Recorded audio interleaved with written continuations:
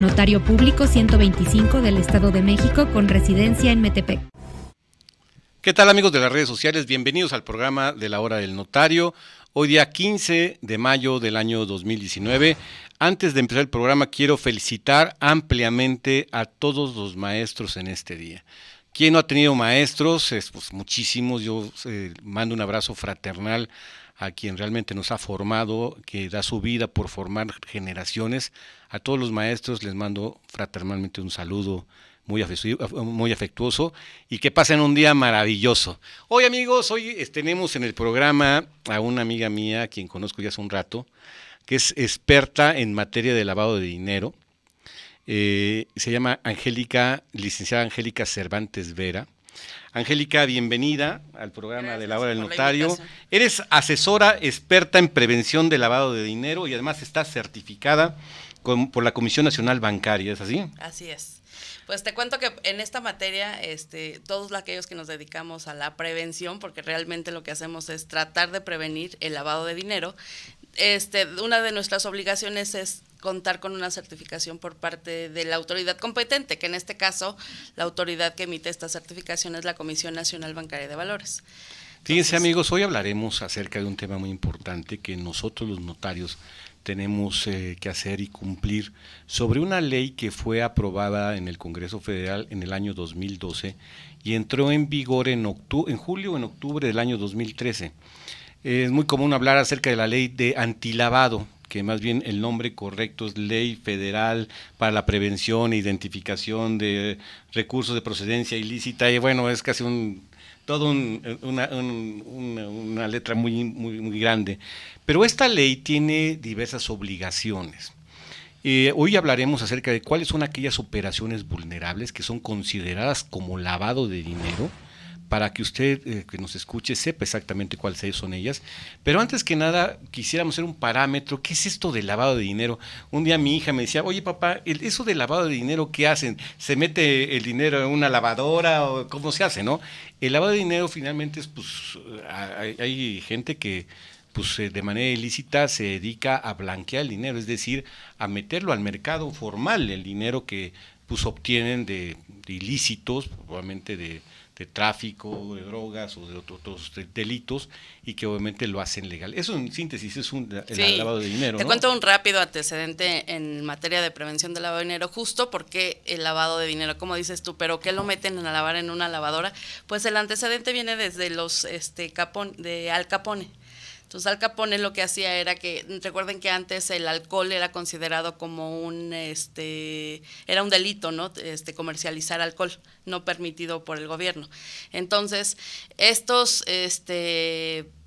señores lo que hacían era que ponían negocios pequeños en donde justamente lo que hicieron fue poner lavanderías específicamente, y ahí es donde pues manejaban muchos los recursos, o sea, los recursos provenientes de la venta del alcohol ilícito, en ese momento los metían a negocios lícitos, como era una lavandería, y entonces lavandería, tú veías sus resultados y veías que vendían muchísimo, ¿no? Entonces después con eso, pues se repartían dividendos, compraban bienes ya de manera lícita, o sea, el dinero ilícito que venía de la compra del alcohol se transformaba en lícito cuando pasaba por estas lavanderías, justo por eso es lavado de dinero, pasaba por lavanderías. Entonces, cuando pasaban por estas lavanderías ya se convertía en lícito, y lo que provocaba era que ya estaba en la economía formal.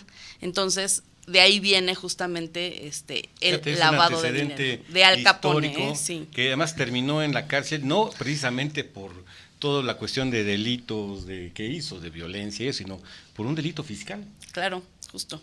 Por no declarar perfectamente sus delitos. Por no declarar porque perfectamente ese dinero impuestos. Ya lo tenía lícito, entonces ya declaraba impuestos. O sea, como esto venía, o sea, la compraventa de alcohol era prohibida, entonces ya cuando lo pasaban a estos comercios, ya pagaban impuestos, ya se repartían dividendos, ya adquirían bienes o servicios, entonces ya estaba lícito. Entonces, al final del día, justo por no declarar correctamente esos impuestos, fue porque detuvieron a Al Capone. Bueno, ese es solamente histórico, pero hoy hablaremos acerca de todas aquellas operaciones vulnerables. ¿Qué son aquellas operaciones vulnerables? Si quieres podemos empezar por ahí, ¿no, Angélica? Sí, por supuesto. ¿Qué son exactamente para la Ley Federal de Prevención del Lavado de Dinero? aquellas consideradas como operaciones vulnerables. Sí, las actividades vulnerables están listadas en el artículo 17 de la ley. Digo, vamos a hablarlo de manera muy general, cuáles son aquellas. Y pues empezamos con todos aquellos juegos y sorteos, ¿no? Casinos, todo lo relacionado con casinos, juegos y sorteos, todos ellos se consideran la primera actividad vulnerable. Te las voy a decir en desorden, porque al final del día, bueno, pues ya tendríamos que tener el perfecto, fundamento aquí en mano, ¿no? Pero la otra es todos aquellos comercialización con tarjetas de prepago. Pero estas tarjetas de prepago, recordemos que el sistema financiero maneja tarjetas de débito y de crédito. Son todas aquellas que no se manejen por el sistema financiero, sino que hay otros productos y otros servicios que se venden por medio de tarjetas de prepago. Entonces, estas tarjetas de prepago serán consideradas actividades vulnerables, sujetas a identificación. ¿Qué más? Los cheques de viajero, en términos generales. Los mutuos que te prestan, aquellos que no pertenecen al sistema financiero, es decir, los prestamistas, ¿no? Caja Libertad, algunas otras. O una persona Monte física de Piedad, que sí. le presta dinero. Uh-huh. Sí, cualquier persona física que de manera habitual o profesional lleve a cabo esta actividad. Entonces, bueno, pues, ¿qué más tenemos? Los inmobiliarios. Los inmobiliarios que tienen 3 rubros a considerar dentro de su misma fracción. Y es decir, aquellos que desarrollan bienes inmuebles o que se dedican a la construcción del desarrollo de bienes inmuebles y tienen particularidades específicas en la ley. La intermediación, es decir, los brokers de bienes inmuebles, o sea, conocemos muchísimas asociaciones que son brokers de bienes inmuebles como AMPI, o algunas otras. Entonces, aquellos que se dedican a presentar al comprador con el vendedor y que obtienen una comisión, van a ser considerados… Son corredores también. Los corredores inmobiliarios. Es que se les llama corredores, intermediarios, brokers, o sea, como le quieras llamar, ellos. Y la tercera de estos inmobiliarios son las compraventas de bienes inmuebles, los que se dedican a vender de manera profesional o habitual bienes inmuebles. Por ejemplo, tú vendes una casa, o sea, no pasa nada, no es de manera habitual o profesional, tú nada más vendes una casa, ¿no? Pero aquellos que ya se dedican de manera y además habitual. ahorita hablaremos acerca de qué hacen los notarios cuando conocen de una operación vulnerable. Una operación vulnerable es considerada cuando rebasa un umbral de 1 millón a prácticamente de 1.200.000 aproximadamente, porque hay una tabla específica para ello, y todas las operaciones traslativas de dominio que sean superiores a ese monto tienen que ser pagadas a través de cheque, certificado, transferencia o cuenta bancaria o transferencia electrónica. Pero ahorita hablaremos del tema porque también es muy importante, claro, que especifiquemos algunas cosas. Entonces, falta también el asunto de la compra de vehículos. Compra de vehículos también está considerado, vehículos terrestres, vehículos aéreos. ¿Hasta qué monto es? La compra de vehículos hasta, tiene 2 obligaciones. Miren, les comento, la ley nos dice que tenemos la obligación de identificar a todos nuestros clientes, aquellos que encuadren en los siguientes supuestos, que son todas las 16 tipos de actividades vulnerables. Tenemos que identificarlos. Esa identificación consiste en solicitarles datos y solicitarles documentos para que nos acrediten de qué persona se trata, con quién estamos hablando, con quién estamos llevando a cabo una negociación, o sea, identificarlos. Entonces, tenemos esa obligación de identificación, como bien dijo el licenciado Jorge, y también tenemos la obligación de avisar cuando superen determinados montos. Entonces, la obligación de identificar es, primero, si supera determinados umbrales. Cada una de las actividades vulnerables tiene determinados umbrales. Hay actividades vulnerables como la fe pública. Para que nos entiendan, son montos de dinero, máximos o mínimos para poder identificar, para poder cumplir con la obligación de identificar o presentar avisos. Esos umbrales son para identificación, para aviso y para restricción de uso de efectivo. Entonces, recordemos que también tenemos ahora que ya no manejamos, no sé si lo han escuchado todos en el radio, que ya no manejamos veces salario mínimo.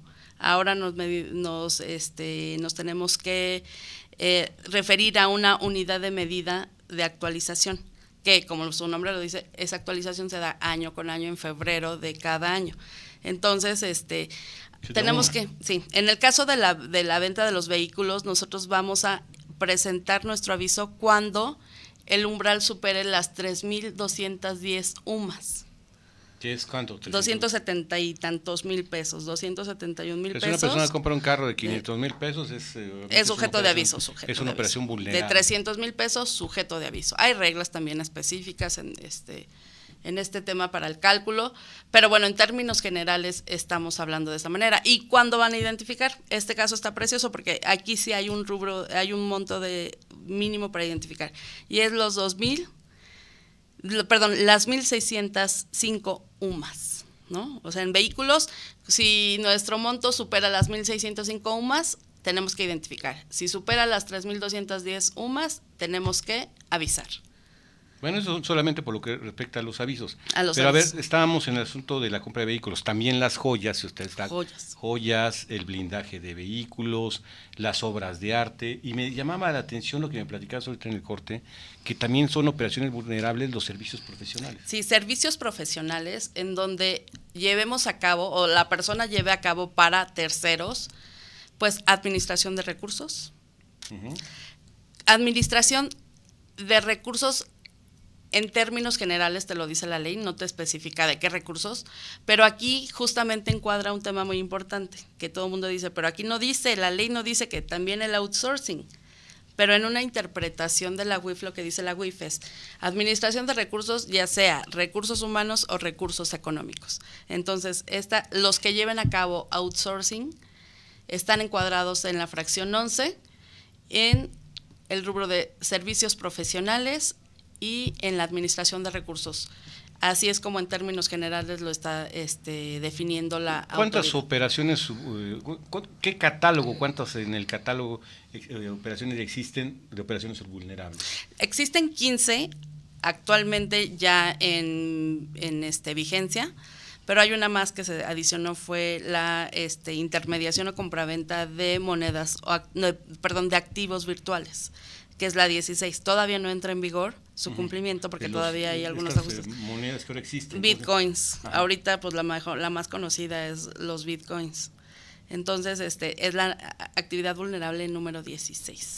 Le repetimos más o menos las operaciones vulnerables. Las operaciones vulnerables es si usted va a comprar un vehículo con cierto monto, si usted compra joyas de arte, joyas, si compra obras de arte, si compra un inmueble, si solicita un crédito con particulares que no sea con el sistema financiero, son consideradas operaciones vulnerables. Y ahorita vamos a explicar exactamente cómo intervienen las autoridades. ¿Quién es la autoridad que regula exactamente la vigilancia de esta Ley Federal de Prevención del Lavado de Dinero? Estamos hablando sobre el tema de lavado de dinero y su prevención. Está conmigo Angélica Cervantes Vera, auditora experta en materia de lavado de dinero. Vamos a un corte, amigos, y regresamos.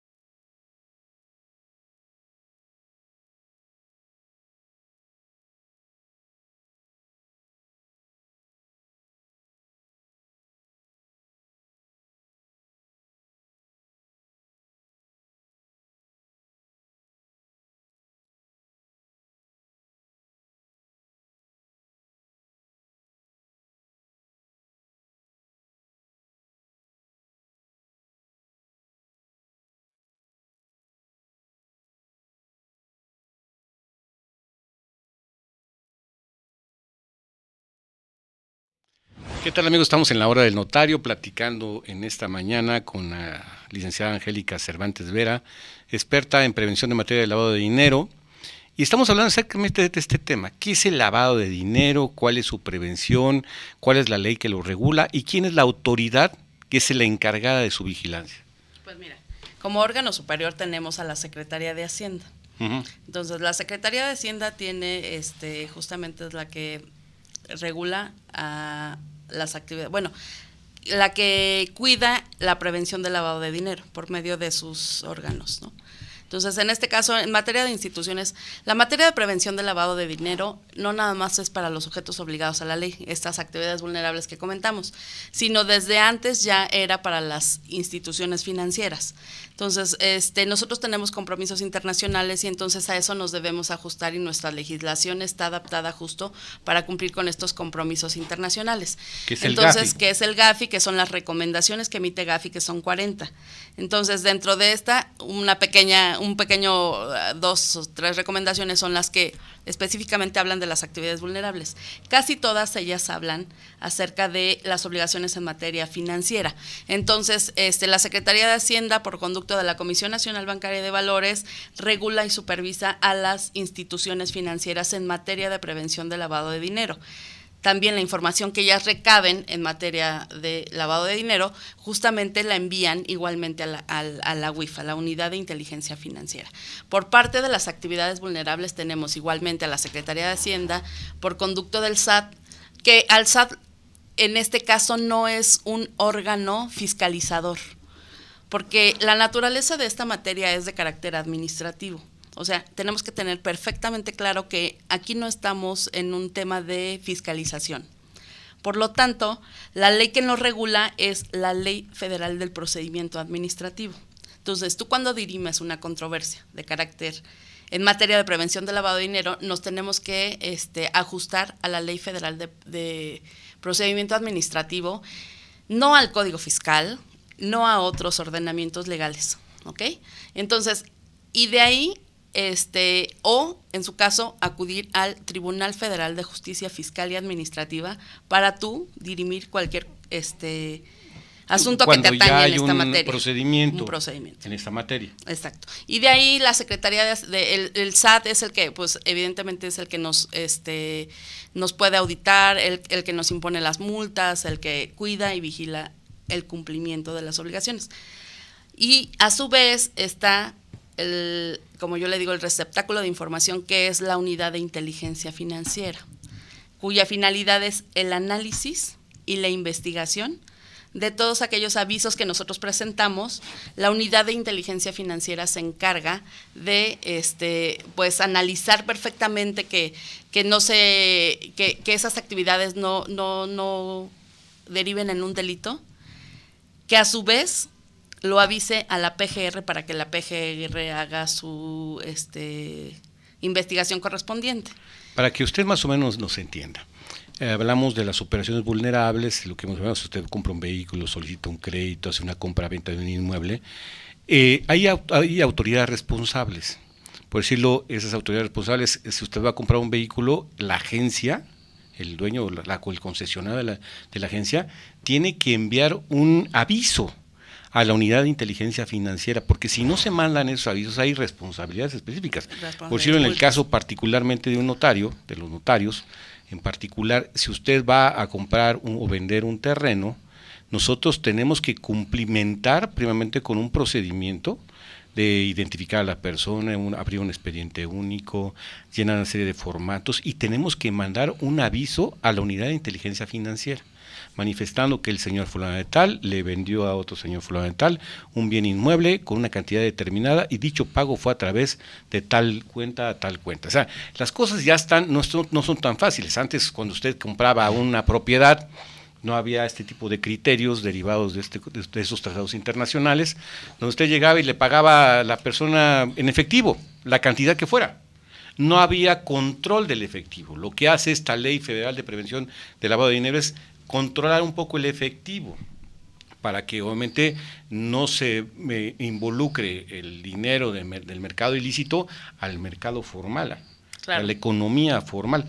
Por eso esta autoridad, la Unidad de Inteligencia Financiera, es la que recibe de todos los, pues llamamos así, autoridades responsables, así en el caso de los notarios, los concesionarios, los dueños de una relojería, los casinos, los bancos. Los arrendatarios. Fíjese, los bancos, aunque usted le quiero dar una información. Si usted va al banco y deposita dinero en efectivo, en ese momento se genera una línea de aviso directamente a la Unidad de Inteligencia Financiera. Y al rato es muy probable que Hacienda, el SAT, le vaya a usted a requerir la procedencia del dinero. Esto es muy importante y quiero hacer un ejemplo para que usted me entienda. Y vamos a hablar específicamente del tema de los notarios de la compra de un inmueble, ¿te parece? Por supuesto. Usted va a una notaría, usted va a vender y una persona va a comprar una casa habitación en un monto superior a lo que marca el umbral, que son 1.200.000 pesos. Para empezar, usted ya acordó la compra-venta de un inmueble, pero en muchas ocasiones, a veces la gente no sabe y trata de evitar pagar hasta impuestos. Y hay que decirlo con claridad. Por decirlo, si una operación de una casa habitaciones de 5 millones de pesos y hacen la operación por 3 millones de pesos y hace una transferencia por 3 millones de pesos y los 2 millones restantes se los dan en efectivo, pues es un riesgo y además usted está cometiendo un ilícito. Porque si usted deposita, eso, salvo que usted guarde la cantidad restante en el colchón y lo vaya sacando, pero si ustedes esos 2 millones restantes los deposita en el banco, obviamente usted se está metiendo en un problema fiscal y puede ser considerado como un delito de lavado de dinero, porque le van a usted, la autoridad fiscal, que es actualmente el SAT, le va a decir, a ver, oiga, ¿de dónde sacó esos 2 millones de pesos que usted depositó en el banco? O que le transfirieron a una cuenta de un X. Entonces digo, oiga, es que vendí un terreno o una casa habitación, sí, enséñame la escritura, normalmente es lo que pide el SAT. Ahora te pide la escritura. A ver, el banco, SAT, incluso. el banco o el propio SAT te pide la escritura, y entonces, a ver, pero usted aquí vendió la casa en 3 millones de pesos. Y ahora resulta que aparte tiene en su cuenta 3 millones de pesos, pero aparte depositó en otras cuentas 2 millones de pesos. Especifíquenos exactamente el origen de esos recursos. Y ahí viene ya un procedimiento administrativo, puede generar una cuestión de carácter penal, y aparte que le van a cobrar el 30% de impuestos, no está tan fácil. No está tan fácil. Hoy ya todo el sistema financiero y fiscal están de la mano. Usted cuando va a depositar al banco, el SAT ya sabe cuánto de dinero depositó. Bueno, mi contadora ya sabe cuánto estoy recibiendo, ¿no? O sea, ya está perfectamente cuadrado, porque para esto ya no existe el secreto bancario, que antes no permitía que los bancos le entregaran información a las autoridades competentes. Evidentemente no se le entrega a cualquiera, es a las autoridades competentes. Y entonces, pues ya está todo perfectamente cuadrado. Entonces, si tú, como bien dice el licenciado, vas a recibir en tu cuenta bancaria efectivo, de entrada puede que el banco te lo bloquee hasta que no le acredites tú. Tenemos como permitido para las instituciones financieras el depositar en efectivo hasta 7,500, el equivalente a $7,500 mensuales. ¿Que son cuánto? Pon tus 150,000 pesos, o sea, aproximadamente, más o menos, al tipo de cambio en el que realices ese depósito en efectivo. Adicional a eso, hay las instituciones financieras, así como los sujetos obligados a la ley, tienen tipos de reportes, hay cada son más. Entonces hay una operación que se llama operaciones relevantes, reporte de operaciones relevantes. Esas operaciones relevantes reportan todos los efectivos que recibe el banco por montos superiores a $7,500, el equivalente a $7,500 mensuales. Entonces, ese reporte, como tú bien dices, de manera automática se tiene que presentar por parte de la institución financiera a la Comisión Nacional Bancaria de Valores por medio de sus sistemas automatizados. Entonces, la Comisión Nacional Bancaria de Valores recibe esos reportes trimestrales y a su vez, pues evidentemente se van a la UIF. Entonces, para que vean que ya está todo perfectamente cuadrado y controlado. Pero a ver, regresando al tema, este era un caso práctico. Usted va ante el notario, va a celebrar la compra-venta de un inmueble. El notario tiene que pedirle, cuando es una operación vulnerable, ciertos requisitos. Y uno de los requisitos principales es la identificación de la persona. Y también aquí hay que llenar unos formatos porque tiene que identificar si es un prestanombres. Porque normalmente a veces pues mucha gente utiliza este tipo de figuras, entonces la persona tiene que declarar bajo protesta de decir verdad si es prestanombres de la persona. Al notario no le consta, solamente el notario tiene que prevenirlo y si luego usted es dueño beneficiario controlador, que son formatos que nosotros tenemos que llenar, y es muy importante que en este tipo de operaciones vulnerables se establezca en la propia escritura el modo de pago. Es fundamental que se establezca el modo de pago. Igual, yo normalmente en las escrituras que cuando son operaciones vulnerables le pongo no solamente el modo de pago y de qué cuenta es, la cantidad, de qué cuenta sale, de qué banco es, a nombre de quién está esa cuenta, a qué cuenta llega. Porque esta información es la que nosotros enviamos a la unidad de inteligencia financiera. Si nosotros omitimos mandar avisos a la unidad de inteligencia financiera, es un problema muy grave que los notarios tenemos, es un problema grave que nos pueden hasta quitar la patente. Multas. Y multas, que las multas van, mejor ni les digo, son la multa más baja que maneja en caso de incumplimiento es de 200 UMAS.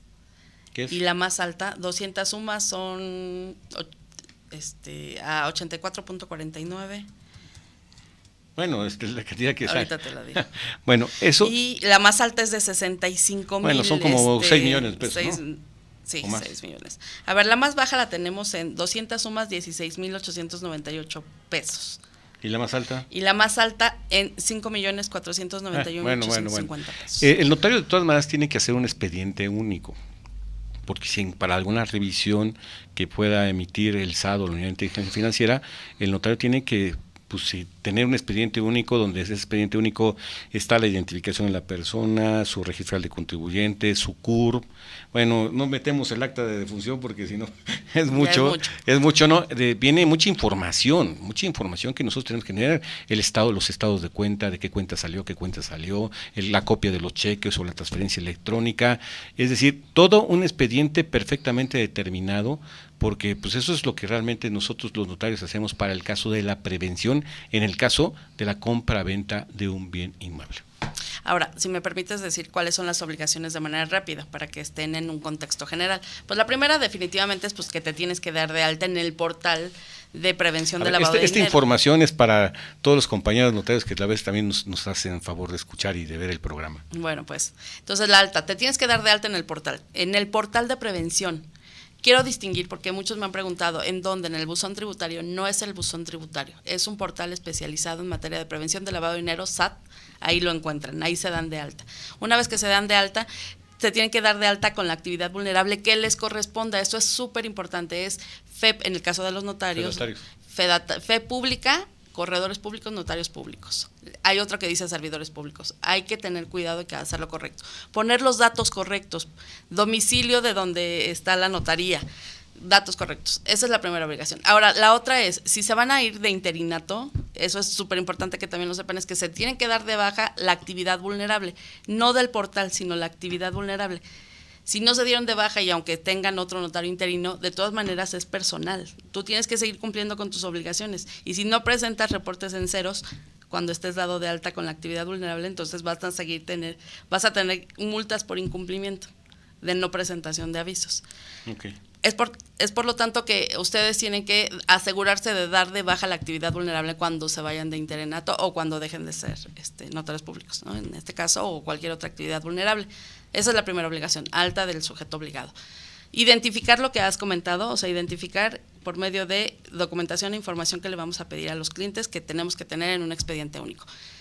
Identificar al dueño beneficiario, identificar si detrás de esa operación el dueño beneficiario es alguien a quien va a detentar como el uso y goce de esos bienes que adquiera o que compre, etcétera, sin que sea él el titular, el que acuda en este caso a la notaría a solicitar el servicio, sino va a ser, como tú bien dices, un prestanombres, un tercero que no tenga el beneficio de esos bienes, sino que detrás de él está, pues al ejemplo claro, el Chapo, ¿no? O sea, el Chapo no va él directamente con el notario. No, los bienes no están a nombre del Chapo, ¿no? Entonces están a nombre de un tercero. Ese tercero es el dueño beneficiario. Vamos a cumplir con la obligación preguntándole, oye, ¿tú conoces la existencia? ¿A alguien detrás de ti? ¿Alguien te mandó? No, pues no. Ok, no hay nadie. Entonces, esa es una obligación súper importante. La otra obligación es que tienen que presentar avisos. Es la más importante. Presentar avisos en los tiempos establecidos en la ley. Si presentas avisos extemporáneos, es una vez que se supera el tiempo establecido por la ley, 30 días, A partir de esos 30 días ya es una obligación extemporánea. Entonces también tiene multa por presentarlos de manera extemporánea. Resguardo de expedientes. Y bueno, pues los expedientes se pueden guardar física o electrónicamente, lo dice la ley, por un periodo mínimo de 5 años, aunque las leyes fiscales dicen que 10. Entonces, bueno, pues aquí tenemos como que esa pequeña diferencia de las leyes fiscales. Y la otra es, bueno, ya hay otras en términos generales de las reglas, que es revisar a los clientes usuarios en las listas de personas restringidas o bloqueadas para ver si no estás tú trabajando con un delincuente. Es una liga de la ONU, ¿no? Sí, son listas que vienen de organismos internacionales en donde están listados, pues, delincuentes que han cometido o que se ha detectado que han lavado dinero, etcétera, por narcotráfico. El lavado de dinero, acuérdense que es la generación de recursos de procedencia ilícita con conocimiento de que vienen de un delito que lo genere. Discrepancia fiscal, como tú bien dijiste, ¿no? O sea, un delito fiscal da como consecuencia lavado de dinero, pues el soborno, el trata de blancas o trata de personas, secuestro, o sea, todo aquel que te genere una ganancia ilícita será considerado lavado de dinero, cualquier delito. O sea, ya antes decíamos, lavado de dinero, narcotráfico, uso de armas prohibidas, no, o sea, ya no nada más eso es lavado de dinero. O sea, estamos en un contexto más amplio, ¿no? Cualquier delito que dé como consecuencia ganancias ilícitas, ¿no? Que justamente pretendemos meterlos a la economía para que por medio de la colocación de esos recursos podamos adquirir después bienes ya sin tanto problema o pagar impuestos incluso. Entonces, o sea, viene ¿Qué cosas nuevas vienen de obligaciones para los notarios? Bueno, pues hay un proyecto de reformas a la ley y vienen cosas importantes, ¿no? Entonces ya necesitamos tener como un mejor control de nuestros clientes y determinarles un grado de riesgo. Ahorita con el tema de anticorrupción que está manejando muchísimo el gobierno, entonces lo que nos piden es que próximamente vamos a tener que identificar, y no sé si recuerdas la encuesta que se hizo hace unos días, en donde se tiene que identificar a las personas políticamente expuestas. Exacto, que eso tienen un nombre específico, ¿no? Pero no me acuerdo qué es. Personas políticamente expuestas, pues son aquellos políticos, jefes de gobierno, exfuncionarios, pero también las esposas, los hijos, o sea, eso es un término, en términos generales, políticamente expuesto, aquel que pues tenga un grado dentro, un puesto, un funcionario dentro del gobierno, ¿no? Un político. Entonces, si va a comprar una persona que esté en esa consideración, hay que identificarlo. Exacto, entonces, pues evidentemente que para esto intervienen todas estas figuras del testaferro, el prestanombres, ¿no? Pero no mandan directamente o él directamente no va a ir, por lo regular lleva a cabo una operación. No es un delito ser una persona políticamente expuesta, aclaremos. Solo la autoridad nos pide que tengamos cuidado con que si algún funcionario viene y quiere celebrar una operación con nosotros, que tengamos la debida diligencia de los expedientes, ¿no? Que tengamos un debido expediente integrado. Si te viene y te requiere por un caso de algún tema que casi no se ha dado, por ejemplo, en Veracruz, entonces que tú tengas tu expediente y que se lo proporciones a la autoridad, para que la autoridad con esos elementos que tú le estás proporcionando pueda investigar y determinar si existe un delito. Esa es la finalidad, esa es la finalidad de las actividades vulnerables, que coadyuven con la autoridad para prevenir que se cometan más ilícitos en materia de lavado de dinero, que le proporcionemos elementos útiles para que ellos puedan analizar e investigar y en su caso levantar una querella, una denuncia en la PGR, en la unidad específica de la PGR, para combatir justamente a los delincuentes que se dedican al lavado de dinero.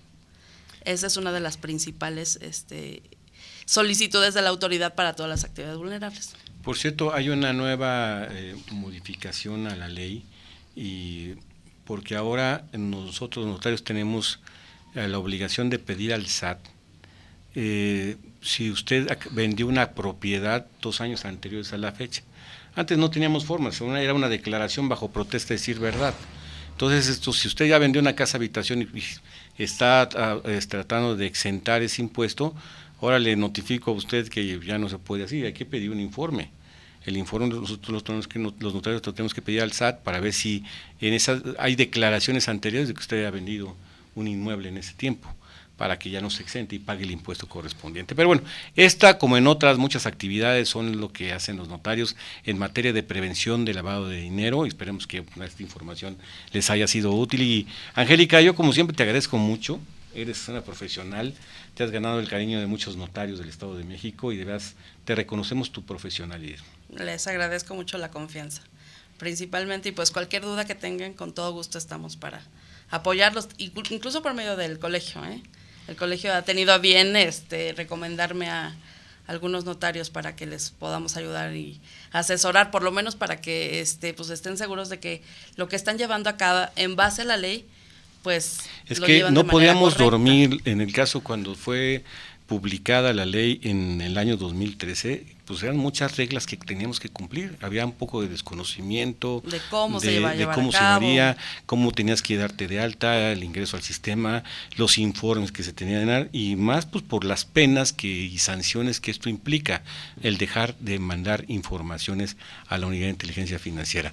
Es un tema delicado que los notarios hacemos, y para que usted esté enterado, si usted va a hacer la venta de un inmueble con una cantidad importante de dinero, pues que esté usted enterado que todas aquellas operaciones van directamente como aviso a las autoridades fiscales de este país, que son las que a veces investigan si la procedencia, si los recursos, si las compras fueron adecuadas, para que usted tenga conocimiento y evite meterse en problemas. Pues así es, o sea, la idea es justamente prevenir, incluso que ustedes puedan caer en ese tipo de supuestos, ¿no? Que la delincuencia o los lavadores de dinero utilicen como medio a los notarios para lavar dinero. Pues son muchas responsabilidades. Angélica Cervantes, Vera, muchísimas gracias. Gracias por acompañarnos al programa. Como siempre. Ojalá y esta información le sea de utilidad a usted, y lo espero para que la próxima semana me acompañe al programa de la Hora del Notario. Sigamos caminando por el camino de la vida. Gracias. La Hora del Notario, conducido por el licenciado Jorge Ramos Campirán, notario público 125 del Estado de México con residencia